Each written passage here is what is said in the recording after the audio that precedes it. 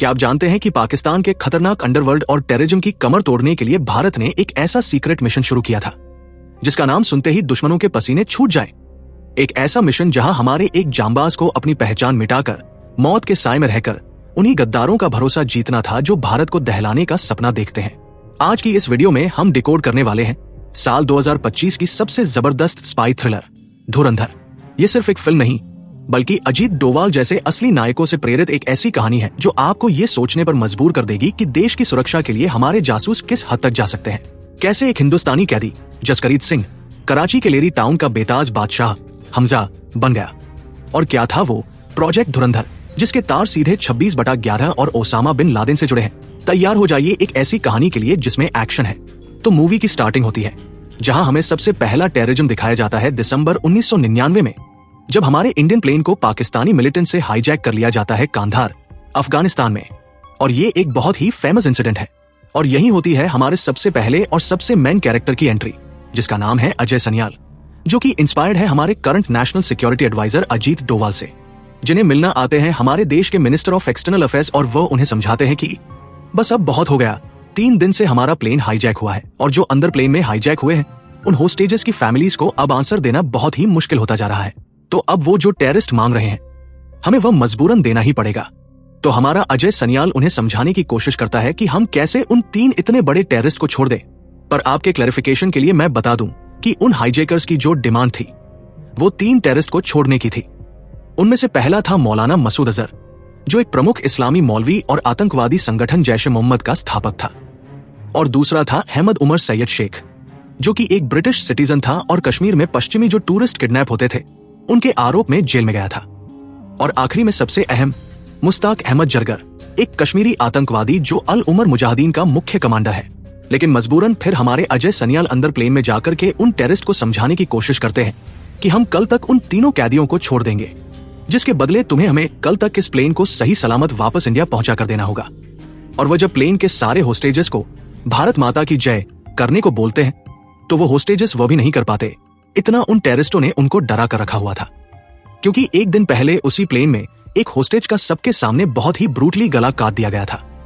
और इसी तरह अजय सनियाल को मजबूरन उन टेररिस्टों की बात माननी पड़ती है। और फिर इन चीजों को देखकर अजय सनियाल हमारे गवर्नमेंट के आगे रखते हैं एक आइडिया जिसका नाम होता है प्रोजेक्ट धुरंधर। लेकिन उस प्रोजेक्ट को अपर अथॉरिटीज रिजेक्ट कर देती है। फिर टाइमलाइन जंप होता है और हम पहुंचते हैं 2001 के दिसंबर 13 में, जब हमारी इंडियन पार्लियामेंट में टेररिस्ट अटैक हुआ था। और लिटरली उस टेररिस्ट अटैक की हमें यहाँ असली फुटेजेस भी दिखाई जाती है, जिससे लिटरली फियर फील होता है। अब वैसे तो ये टेररिस्ट अटैक फेल जाता है क्योंकि उन टेररिस्ट का प्लान कुछ बहुत ही बड़ा करने का था, लेकिन वो अंदर पार्लियामेंट तक पहुंच ही नहीं पाते और बाहर ही मारे जाते हैं।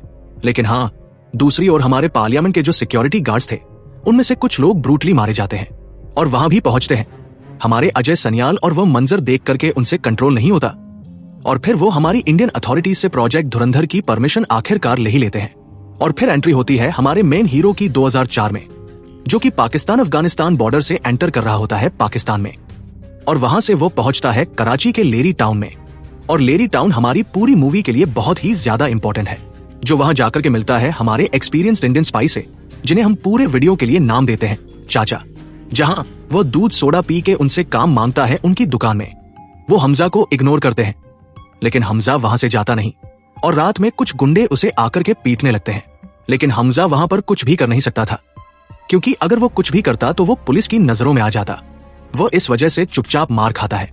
फिर वह जो बदमाश गुंडा था उसे नीचे लेटा करके उसके साथ जबरदस्ती करने जा ही रहा था कि तभी वहां पर पुलिस आ जाती है और वो गुंडे वहां से भाग जाते हैं। फिर दूसरे दिन सुबह में वह चाचा हमजा को उठा के कुछ खाना देते हैं और वह उसे अपने साथ काम पर रख लेते हैं और उसे काम सिखाना स्टार्ट कर देते हैं। और अब हमजा को वहां पर काम करते करते हुए 1 से 1.5 साल बीत चुका है। फिर एक दिन वह दोनों एक चाय की दुकान पर बात कर रहे होते हैं। वहां हमजा को यह सब समझाया जाता है कि यहाँ यानी कि लहरी टाउन में अंडरवर्ल्ड के बारे में, कि यहाँ पर मेन 2 गैंग्स हैं, एक पठान गैंग और एक बलोच गैंग। और बलोच गैंग के भी 2 हिस्से हैं, जिसमें से एक बाबू डकैत का और दूसरा उसका बेटा रहमान डकैत का। और रहमान डकैत बाबू डकैत की नाजायज औलाद है। और जिस दिन ये बात रहमान डकैत को पता लगी थी बचपन में, उसने उसी दिन जाकर अपनी मां को मार दिया था। तो थोड़ा संभल कर रहना। और पठान गैंग का लीडर है अरशद पप्पू। तो रहमान डकैत की गैंग में घुसकर उसका भरोसा जीतना थोड़ा तुम्हें मुश्किल होगा। और होता भी ऐसा ही कुछ है। अगले दिन बाबू डकैत दुकान पर आता है और वो उसे कहता है कि वो बे बुढ़े, रहमान की सलवार में घुसकर बड़ी गर्मी ले रहा है। तभी हमारे चाचा उसे कहते हैं कि रहमान जी के यहाँ पर कुछ फंक्शन था, इसीलिए दूध सोडा का ऑर्डर लिया था। अब जाने भी तो क्या ही हो जाएगा।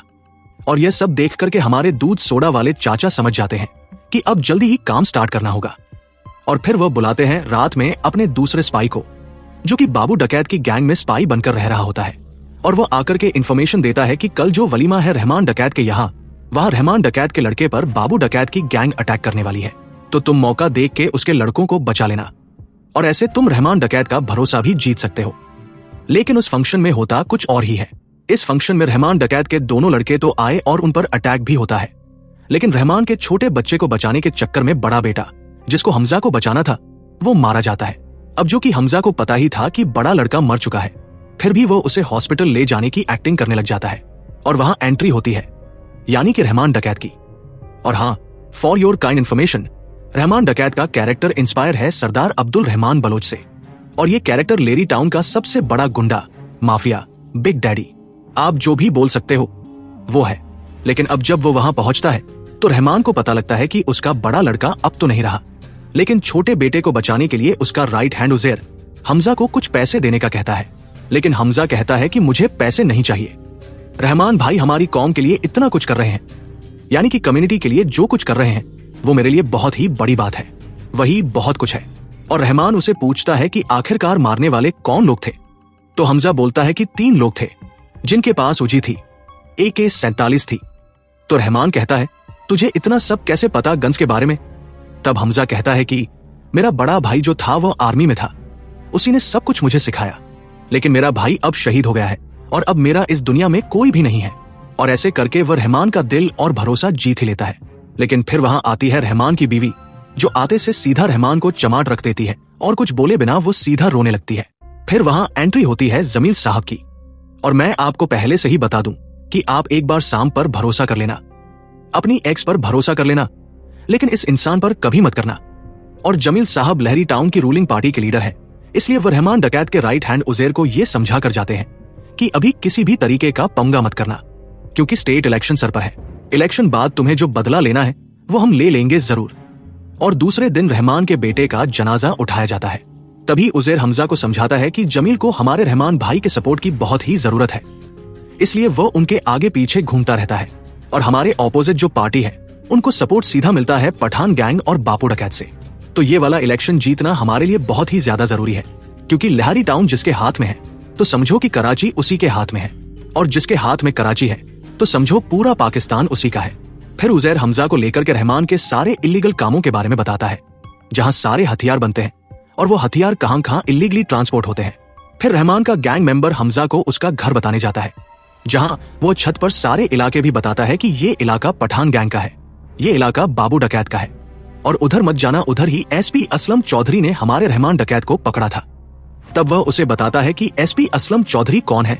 एक शैतान और एक जिन में जबरदस्त सेक्स हुआ, 9 महीने बाद जो पैदा हुआ उसका नाम पड़ा चौधरी असलम। और फिर बहुत से दिन गुजर जाने के बाद रहमान डकैत को अंदर से अच्छा नहीं लग रहा होता है, उसे अंदर ही अंदर अपने बेटे की मौत खाई जा रही थी। तो वह जाकर के एक एक करके सबको पूछता है कि चलो बताओ कि हमें क्या करना चाहिए। तो हर कोई यही आंसर देता है कि भाई अभी तो इलेक्शन सर पर है, जाने दो, बाद में हम बदला ले लेंगे। लेकिन फिर रहमान हमारे हमजा को पूछता है, जिसके आंसर में हमजा उसे कहता है कि बाबू डकैत भी यही सोच रहा होगा कि इलेक्शन की वजह से हम शांत बैठे होंगे, तो हमें अभी अटैक करना चाहिए। अगर हमने अभी अटैक करके बदला ले लिया तो आपकी इज्जत और खौफ और बढ़ जाएगा, फिर तो इलेक्शन जीतना आपका पक्का ही है। और बस फिर क्या, रहमान डकैत अपना बदला लेने के लिए अप्रूवल दे देता है, जहां एक एक करके बाबू डकैत के लोगों को मारा जाता है। एक को मार मार के बांध दिया जाता है और फिर गैस बोतल्स पर आग लगा दी जाती है, और एक को चलती गाड़ी से बांध दिया जाता है और पूरे लहरी में घसीटते हुए घुमाया जाता है। एक को जलती हुई बड़ी सी कढ़ाई में फेंक दिया जाता है। और वही रास्ते में हमजा और उज़ैर को दिखता है एक रिक्शा में बाबू डकैत, तो वो उसका पीछा करने लग जाते हैं और इसके बारे में वह रहमान को भी बताते हैं। और फिर हमजा सीधा रोड क्रॉस करके बाबू डकैत जिस रिक्शा में बैठा हुआ होता है उसे उड़ा देते हैं। फिर वहां आता है रहमान डकैत और वह उसे मारने लगता है और वह उसे घसीटने लगता है। बाबू डकैत अपनी जान की भीख मांगने लगता है, कहता है कि मैं तेरा बाप हूं, मुझे जाने दे। लेकिन दृश्य में हत्या दिखाई गई है। फिर टाइमलाइन में थोड़ा सा जंप आता है और हम पहुंचते हैं 2007 में, जहां लहरी टाउन में ही जमील साहब का पॉलिटिकल कैंपेन चल रहा होता है। और वहां पहुंचता है रहमान डकैत, जिससे पब्लिक बिल्कुल ही पागल सी हो जाती है, क्योंकि रहमान डकैत का अब क्रेज लोगों में बहुत ही ज्यादा बढ़ चुका है। और ये देख करके जमील साहब थोड़े से इनसिक्योर हो जाते हैं, क्योंकि वह एक बलोच था और वह बलोचों का बहुत ही ज्यादा साथ देने लगा था। अब यहाँ एक मिनट पॉज लेकर के मैं आपको बता देता हूँ कि उस टाइम से ही पाकिस्तान में इंटरनल वॉर चालू हो गया था बलोचों का, क्योंकि बलोचों को भी अपना खुद का एक मुल्क यानी कि कंट्री चाहिए थी, name Balochistan. This is the same situation ठीक हमारे इंडिया जैसे जब खालिस्तानी मूवमेंट हुआ था। और वहीं एंट्री होती है हमजा के लव इंटरेस्ट की, यानी कि यलीना की, जो कि और कोई नहीं बल्कि जमील साहब की ही बेटी है। और वहीं आते हैं रहमान डकैत से मिलने खनानी ब्रदर्स। अब आपको मैं इनका कांटेक्ट दूं तो खनानी ब्रदर्स बहुत ही बड़े बिजनेसमैन हैं जो बड़े बड़े इलीगल धंधे करते हैं, जैसे कि फॉरेक्स, हवाला, फर्जी स्टैम्प्स यानी कि फर्जी नोटें बनाना। और इस वजह से वो लोग करोड़ में मंथली अर्निंग करते हैं। लेकिन यहाँ खनानी ब्रदर्स रहमान के दिमाग में एक अजीब सा थॉट डालकर जाते हैं कि जब तुम्हारी इतनी पब्लिक में डिमांड है तो तुम खुद ही पॉलिटिक्स में क्यों नहीं उतर जाते। हम दोनों मिलकर के अच्छे से बिजनेस करेंगे, दोनों को ही फायदा होगा। रही बात पॉलिटिकल फंड्स की, तो वो तुम्हें मैं दे दूंगा। लेकिन उन दोनों की बात को आकर के जमील साहब इंटरप्ट कर देते हैं। और खनानी ब्रदर्स के जाने के बाद रहमान यही सेम बात जमील साहब के आगे रखता है और कहता है कि अरे आप ही की पार्टी में मैं रहूंगा, अपनी अलग पार्टी मैं बिल्कुल भी नहीं बनाऊंगा। जिस पर मजबूरन जमील साहब को हंस करके हाँ बोलना पड़ता है। फिर जमील साहब वहां से अपनी कार के पास जाकर के अपनी बेटी का फोन फेंक देते हैं, क्योंकि वो फोन देखते देखते अपनी मां से बदतमीजी कर रही थी। और वह लोग फिर वहां से चले जाते हैं, लेकिन वह फोन हमजा जाकर के उठा लेता है।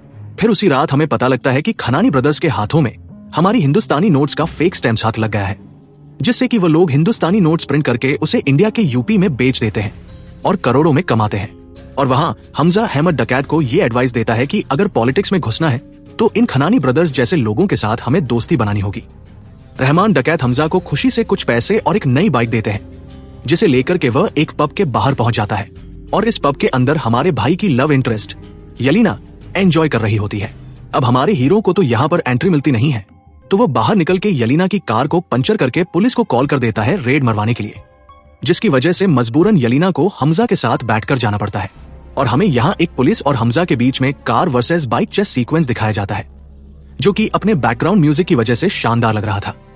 फिर वह यलीना को अपने घर छोड़ता है और उसे उसका पुराना फोन भी लौटाता है। दूसरे दिन हमजा इन नकली नोट्स का इंटेल हमारे चाचा तक पहुंचाता है और चाचा पहुंचाते हैं अजय सनियाल तक, जिस पर अजय सनियाल इस बारे में रिसर्च करने को कहता है कि आखिरकार ये सब चल कैसे रहा है, इंडिया में इतनी आसानी से ये लोग नकली नोट्स ला के मार्केट में फैला कैसे रहे हैं, पता करो।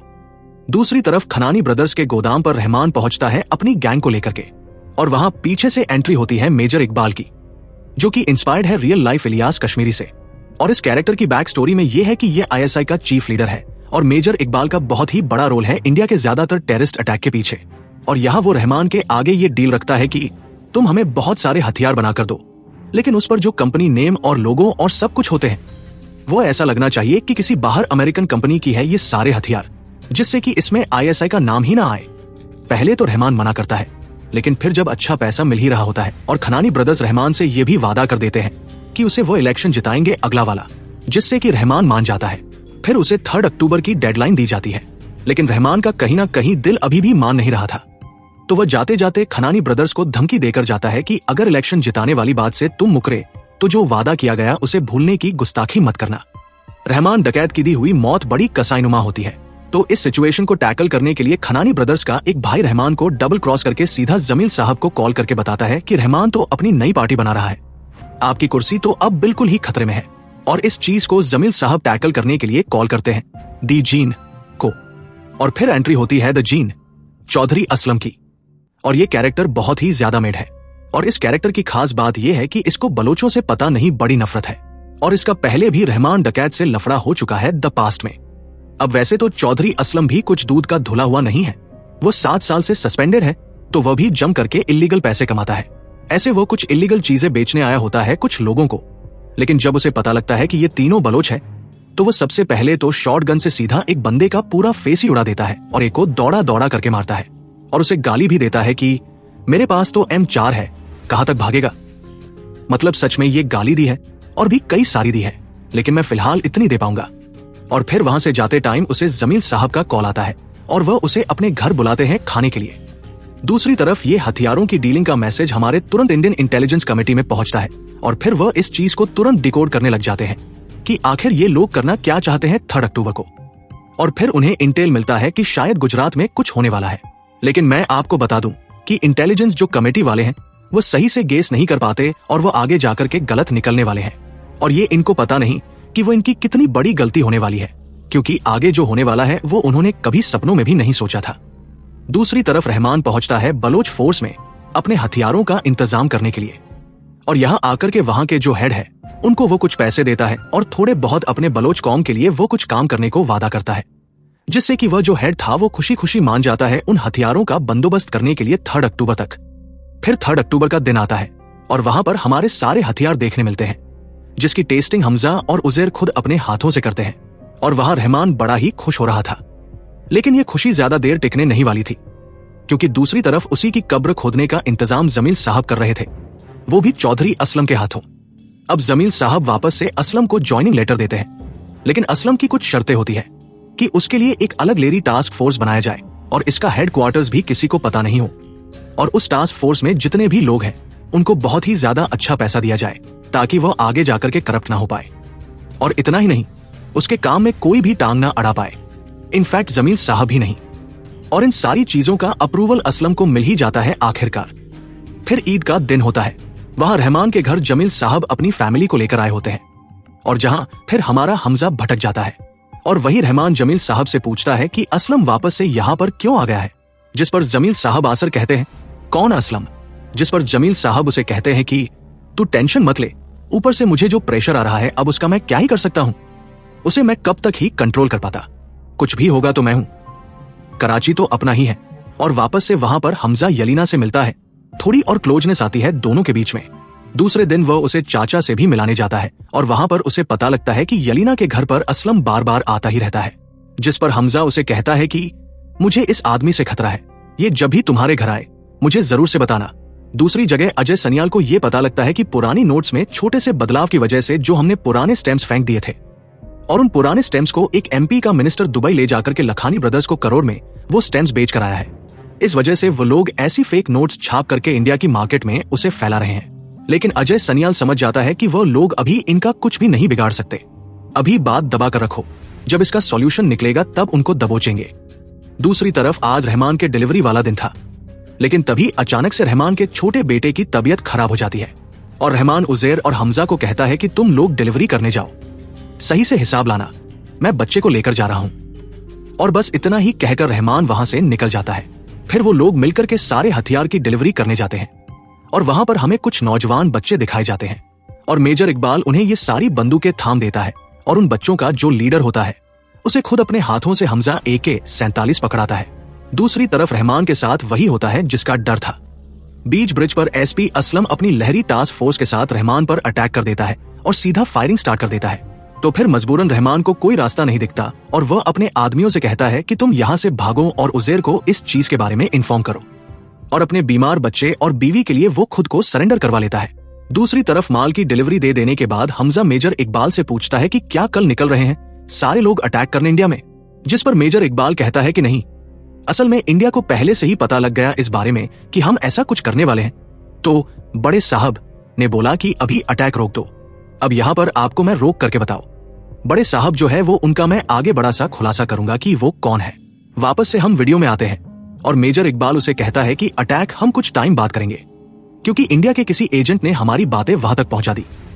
और मजे की बात तो यह है कि हमने उस एजेंट को भी ढूंढ लिया है, क्या तुम उस एजेंट को देखना चाहोगे? और यहाँ पड़ता है मूवी का द ग्रैंड इंटरवल। लेकिन इंटरवल के बाद रिवील होता है कि मेजर इकबाल ने वो जो तीसरा स्पाई था उसे पकड़ लिया है और उसे टॉर्चर किया जा रहा है और उसकी पूरी बॉडी में छोटे छोटे छेद किए गए हैं। और मेजर इकबाल उसे सवाल भी करता है, लेकिन वह एजेंट कुछ नहीं बताता, तो वो उसे टॉर्चर कर करके मार देता है। फिर हमजा और उजैर वहां से निकल जाते हैं, लेकिन उजैर को तभी वो गैंग मेंबर का फोन आता है और वह रहमान के बारे में उन्हें सब कुछ बताता है। तो उजैर सीधा जमील साहब को कॉल करता है, जिस पर जमील साहब कहते हैं हाँ मैं जल्द उसे छुड़ा दूंगा, तू टेंशन मत ले, बोल करके वो फोन कट करके फोन फेंक देते हैं। तो हमजा तुरंत ही टर्न मार के गाड़ी घर लेने को कहता है उजैर को, और घर जाकर के सीधा खाना बनाने वाले बावर्ची को हमजा मारने लग जाता है बुरी तरह। वो उसे पूछता है कि बोल क्या खाने में मिलाया था तूने बच्चे के, और हमें वहां रिवील होता है कि वह जो बावर्ची मिला हुआ था अपोनेंट से, जिस वजह से उज़ैर को बहुत ही ज्यादा गुस्सा आता है और वो उस बावर्ची को टॉर्चर करने लगता है। लेकिन वहीं हमजा पर यलीना का कॉल आता है और वो उसे बताती है कि एसपी असलम उसके घर आया था और उसने उन लोगों की कुछ बातें रिकॉर्ड की है और वो मैंने तुम्हें भेज दी है, तो तुम जल्दी उस चीज को देखो। जिस पर हमजा उस वीडियो को देखता है और यलीना को कहता है कि तुम तुरंत मेरे घर चले जाओ जल्दी से भाग करके, और मैं जब तक कॉल ना करूं वहां से जाना मत कहीं भी, ये बहुत ही जरूरी।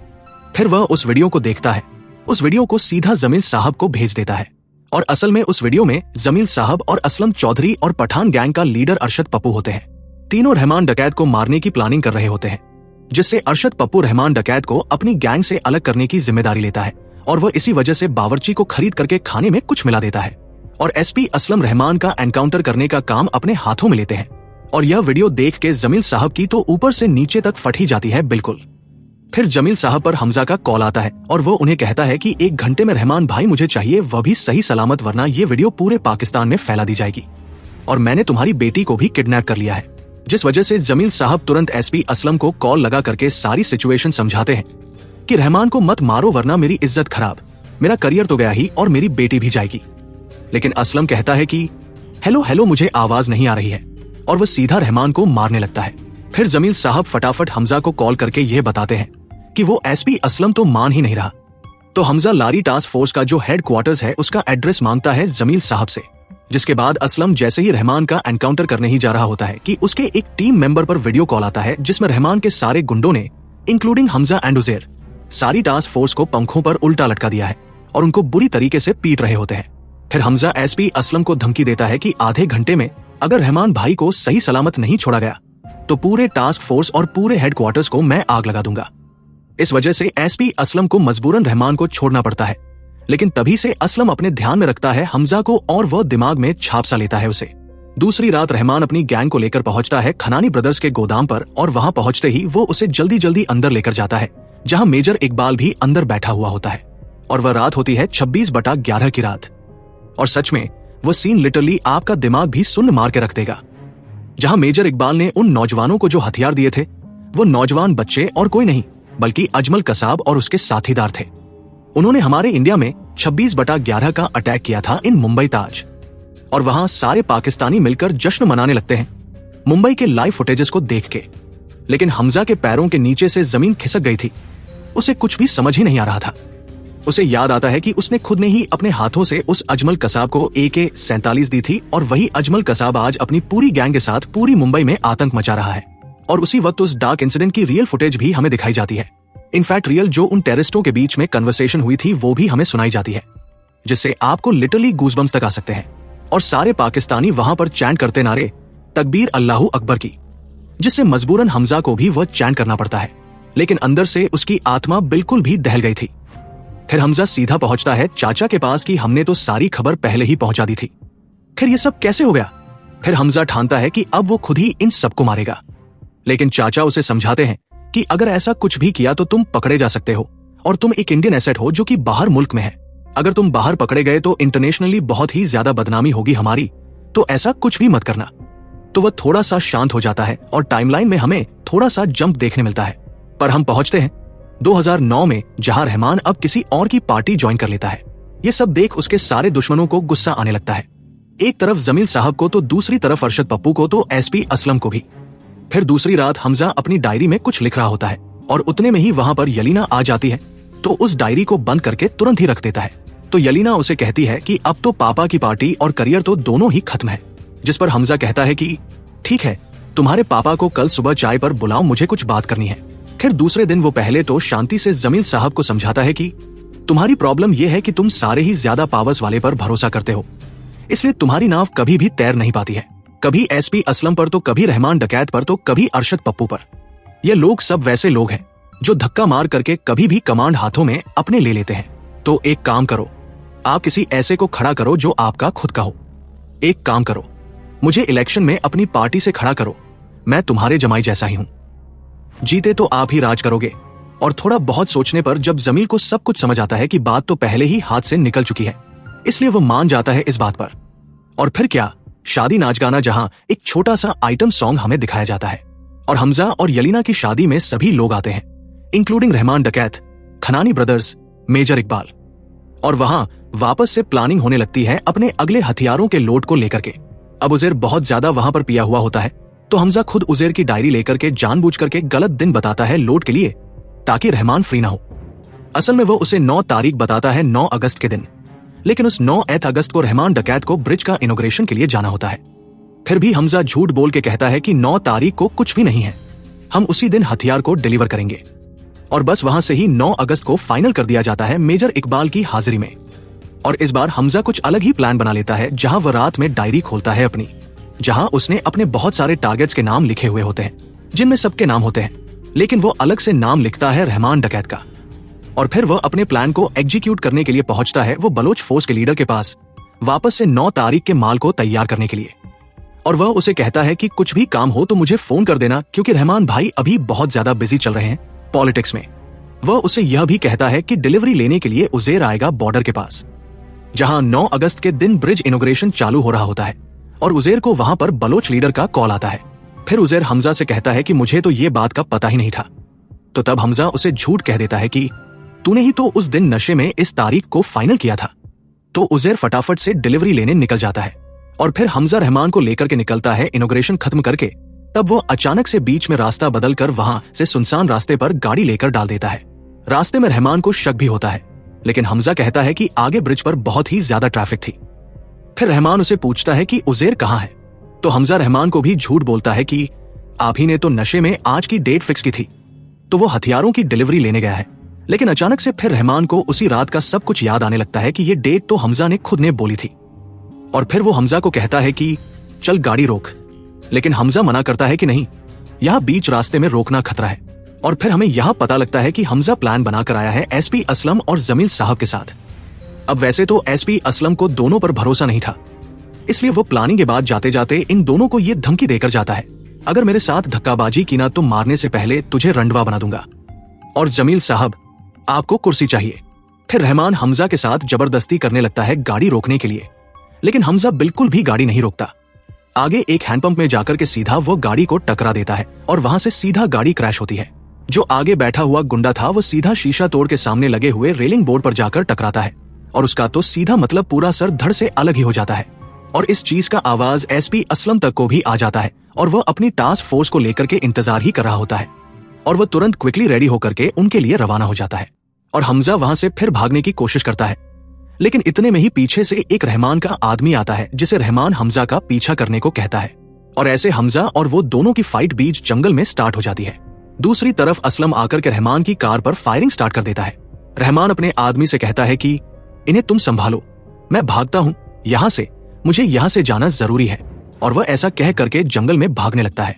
और उसको देख के असलम भी रहमान के पीछे अंदर जंगल में जाता है, और वह जंगल में उन दोनों के बीच भी फाइट स्टार्ट हो जाती है। वहीं दूसरी तरफ रोड पर रहमान के आदमी ने बहुत सारे ग्रेनेड पहने हुए होते हैं, इस वजह से वो ब्लास्ट हो जाता है। और अंदर जंगल में पहले हमजा उस गुंडे से पीछा छुड़ाता है, उसे फांसी देकर के लटका देता है।